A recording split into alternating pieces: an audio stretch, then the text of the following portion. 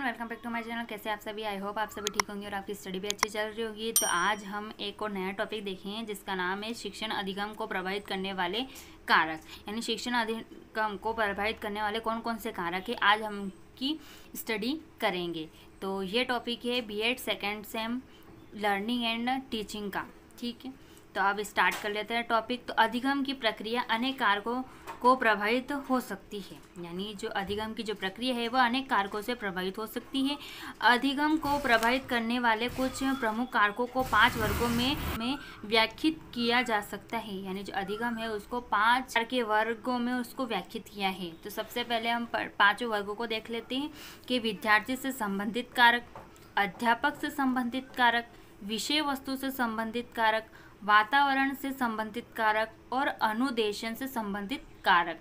तो आज हम केवल सिर्फ विद्यार्थी से संबंधित कारकों की ही स्टडी करेंगे। तो एक एक करके हम उसकी डिटेल पढ़ते हैं। तो विद्यार्थी से संबंधित कारक, फर्स्ट है इसमें सीखने की इच्छा। यदि विद्यार्थी में सीखने की इच्छा है तो नवीन ज्ञान उसे सरलता से सिखाया जा सकता है। यानी विद्यार्थी में अगर सीखने की इच्छा है तो उससे नवीन जो ज्ञान है उसको आसानी से सिखाया जा सकता है। फिर और यदि विद्यार्थी सीखने के लिए तत्पर नहीं है तो अध्यापक के सम्मुख बहुत गंभीर समस्या उत्पन्न हो जाती है। यदि विद्यार्थी सीखने के लिए तैयार नहीं हो तो अध्यापक के सम्मुख बहुत बड़ी गंभीर समस्या उत्पन्न हो जाती है।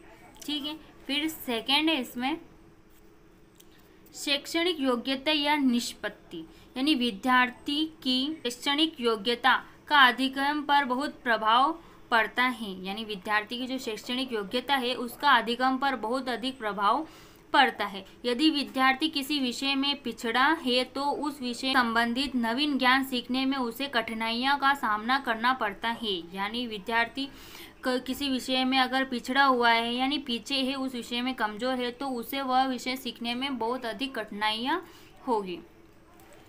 फिर है इसमें आकांक्षा का स्तर।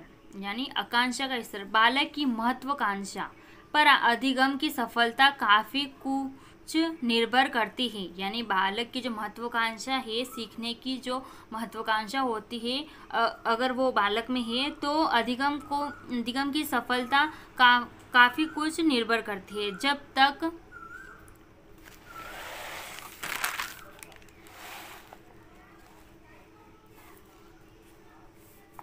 जब तक विद्यार्थी में महत्वाकांक्षा नहीं होगी वह सीखने के लिए प्रयत्नशील नहीं होगा। यानी जब तक विद्यार्थी में महत्वाकांक्षा नहीं होगी तब तक वह सीखने के लिए प्रयत्नशील नहीं होगा। अधिगम प्रक्रिया में अच्छे परिणाम की प्राप्ति भी आकांक्षा पर अधिगम बहुत कुछ निर्भर होता है। यानी अधिगम में सीखने की प्रक्रिया जो होती है, अगर उसमें आपको अच्छे परिणाम चाहिए तो आपके अंदर आकांक्षा की अधिगम भी उसमें बहुत कुछ निर्भर करता है। यानी आप में उसकी महत्वाकांक्षा होनी चाहिए, तभी आप कोई चीज़ सीख सकते हो।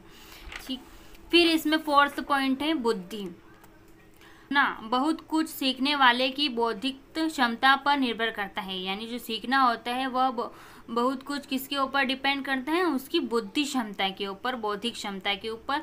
तीव्र बुद्धि वाले बालक कम बुद्धि वाले बालकों की अपेक्षा शीघ्र सीख लेते हैं। यानी जिसमें ज़्यादा बुद्धि है वह क्या करेगा, कम बुद्धि वाले से जल्दी सीख जाएगा। कोई भी चीज़ अगर उसको अपन सिखाएंगे तो वह जल्दी सीख पाएगा।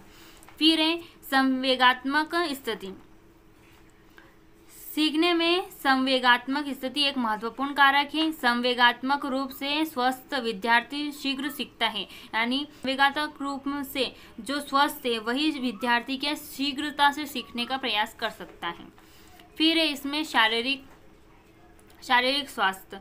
तो अधिकांश वही पाया जाता है कि जो बालक शारीरिक रूप में स्वस्थ होते हैं वे जल्दी सीखते हैं, जल्दी अनुक्रिया करते हैं।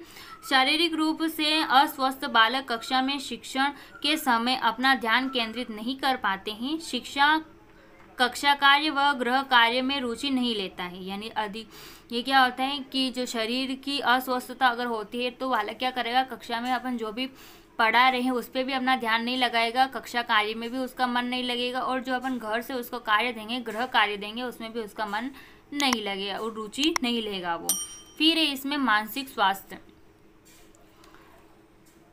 मन के अस्वस्थ होने पर कुछ भी करने या सीखने में शीघ्र ही थकान और अरुचि उत्पन्न हो जाती है। यानी अगर आपका मन थका हुआ है, अस्वस्थ है, तो क्या करेगा, कोई भी काम अपन कर रहे हैं या सीख रहे हैं तो उसमें अपन को जल्दी से ही क्या थकान हो जाएगी और अरुचि उत्पन्न हो जाएगी, अपन बोर हो जाएंगे। तो अतः मानसिक स्वास्थ्य सीखने की प्रक्रिया को प्रभावित करते हैं। तो क्या आ गया, मानसिक स्वास्थ्य भी क्या सीखने की प्रक्रिया को प्रभावित करता है।